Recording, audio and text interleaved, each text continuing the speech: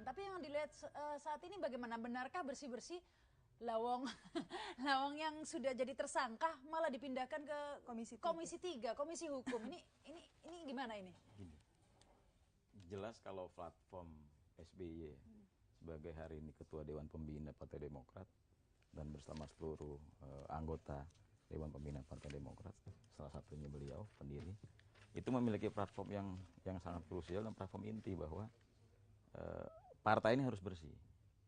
Pertama kali ketika partai ini didirikan, mungkin beliau kembali sebagai deklarator.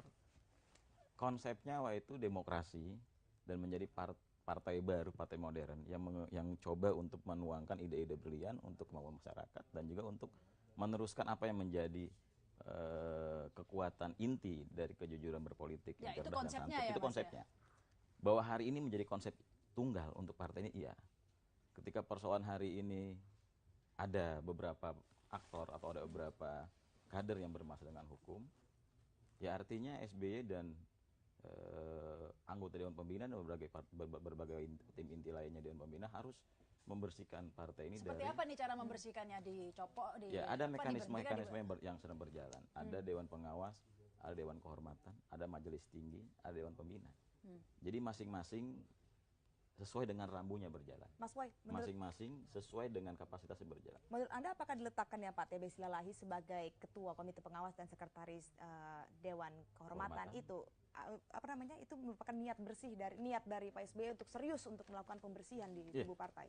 Kalau saya yakin bahwa seorang figur SBY ketika dia menempatkan seorang pada posisi yang cukup strategis, dia punya muatan yang tinggi, dia punya muatan yang baik, yang pada dasarnya bahwa muatan orang itu tidak ada di sana itu untuk membersihkan partai, untuk menjadikan partai ini kembali clear ya. Nah, posisi Pak TB Silalahi ada menggantikan posisi Pak Amir Samsudin sebagai sekretaris Dewan Kehormatan. Mungkin ada hitungan-hitungan lain oleh Pak SBY. Bahwa satu, kita melihat posisi Pak Amir sebagai menteri mungkin sudah terlalu banyak tanggung jawab beliau sebagai seorang, jadi bisa lebih fokus begitu ya, sebagai seorang pembantu masyarakat untuk lebih fokus menuangkan ide-ide mereka dalam. Dan mungkin Pak TB dianggap tidak ada kepentingan apa-apa begitu ya? Ya mungkin dari figur Pak TB yang cukup cerdas, cukup santun, dan Pak TB juga seorang figur yang cukup brilian ya, dan memiliki moral force yang bagus sebagai seorang orang tua bagi kami. Baik. Dan sebagai orang tua kita yakin bahwa beliau bisa menjawantahkan apa yang diinginkan sama SBY.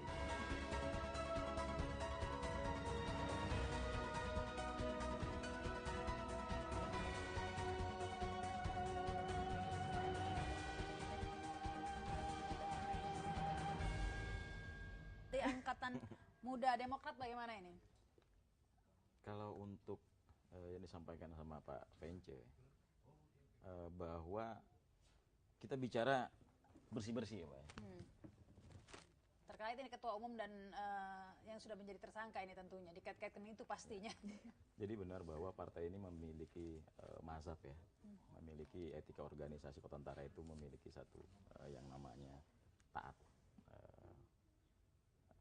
Kalau saya bicara bahwa Pak SBY sebagai tokoh sentral, sebagai Ketua Dewan Pembina itu iya. Dan apa yang dikatakan Pak SBY sebagai pegangan kita, sebagai pegangan para partai, anggota partai untuk melangkah ke depan. Bahwa kemarin sempat hiruk pikuk bahwa Pak Vence sebagai deklarator berbagai macam lagi bahwa ini menginginkan bahwa partai ini menjadi baik.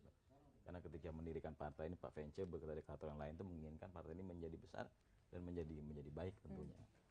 Nah, ketika ada hiruk pikuk ditambah lagi hiruk pikuk beberapa petinggi partai itu saling menyerang segala dengan berbagai macam cara. Intinya dari semua itu bahwa mereka itu mungkin partai ini menjadi lebih baik. Ketika rumah tangga ini punya persoalan, ya semuanya pada teriak. Tapi ketika berteriak itu mencari solusi. Kalau saya melihat bahwa ada satu kerangka di mana kita menciptakan satu perbedaan dan di sana kita mencarikan solusi yang baik. Bahwa hari ini kita melihat bahwa partai menjadi saling menyerang, tapi alhamdulillah ketika Pak SBY menyatakan press conference saat itu menjadi pegangan buat partai, menjadi pegangan untuk seluruh anggota Partai Demokrat dan mereka memegang teguh apa Ya, ini menarik ini. Ini menjadi panutan buat kita semua.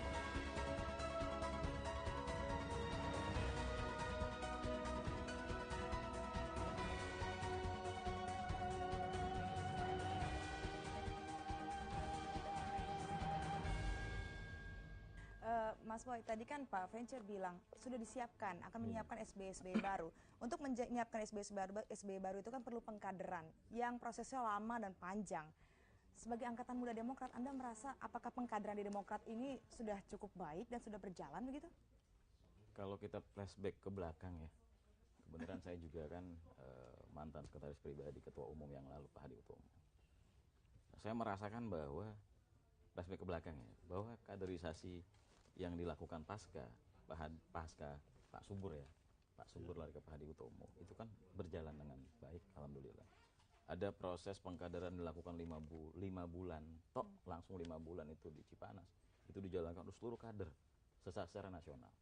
Dan itu untuk menciptakan kapasitas kader yang teruji sebagai seorang politisi, sehingga mereka bisa mampu bersaing di luar pada pasca persaingan global partai politik di Indonesia. Nah setelah itu, Kalau hari ini saya melihat ya mungkin DPP telah melakukan memiliki program-program tentunya ya Pak ya. Tapi ketika ada persoalan hari ini mengenai ada gejolak yang terjadi, tertangkapnya berapa kader kami yang terbaik ya, Nazarudin terbaik, tiba-tiba sekarang dengan Angelina Sonda, kita nggak tahu lagi nanti terjadi dengan siapa, kita nggak ngerti. Tapi ini mempengaruhi kejiwaan masyarakat, terutama mempengaruhi kejiwaan kader, bahkan mempengaruhi kejiwaan para tokoh-tokoh deklarator. Yang paling utama mempengaruhi kejiwaan seorang Susilo Bambang Yudhoyono sebagai ketua Dewan Pembina dan beliau sebagai presiden. Nah, kita melihat bahwa kapasitas beliau itu benar-benar tumpang tindih ya. Di satu sisi beliau mencoba menerapkan sebagai seorang pemimpin, sebagai presiden. Di satu sisi lagi kendaraan yang beliau bangun bersama deklarator itu hari ini terguncang dalam menghadapi fase kurang lebih 2013 itu sudah running, partai politik sudah running, sudah kampanye kemana-mana. Waktunya sudah bicara tinggal presiden, sedikit. bicara pemilihan legislatif, pemilihan eksekutif presiden. Tapi hari ini kita tergonjang-ganjing dengan persoalan. Tapi kami yakin bahwa yang namanya rumah tangga ya, namanya rumah tangga punya persoalan. Kita yakin dalam jangka waktu yang insya Allah sebentar lagi semua persoalan bisa teratasi dengan layak, dan saya sangat yakin bahwa perekat dari seluruh yang ada di partai ini mau tidak mau kita harus mengakui bahwa perekat masalahnya itu rumah tangganya ini ini harus ikut pemilu ini. Nah, itu Jadi agak-agak. Nah, Baik, kita akan lanjutkan lagi nih nanti. Karena juga nanti saya akan ke Mas Philip ya. Apa yang bisa dilakukan menurut Anda, dilakukan Demokrat dalam waktu yang singkat ini untuk memperbaiki citranya ya, itu apa yang harus dilakukan kalau menurut Anda. Tapi kita harus break dulu pemirsa, kami segera kembali setelah pesan-pesan berikut ini.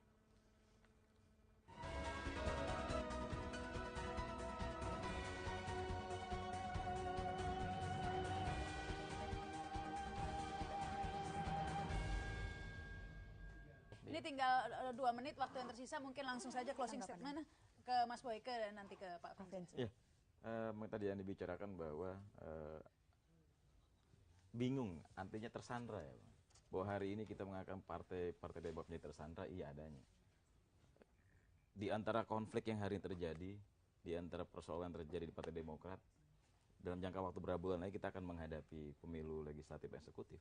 Artinya SBY dengan seluruh rekan-rekan seluruh senior yang ada pada Demokrat dan pendiri maupun pada tingkatan tinggi itu harus membuat rumusan yang baru, rumusan yang bagus untuk menghadapi persoalan hari ini.